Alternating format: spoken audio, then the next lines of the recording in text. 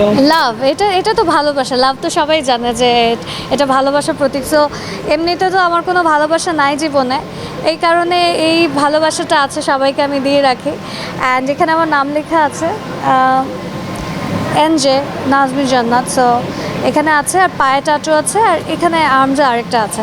তো এটা টোটালি শখের জন্য ভাইয়া, এটার কোনো রকম কোনো ইনার মিনিং নাই।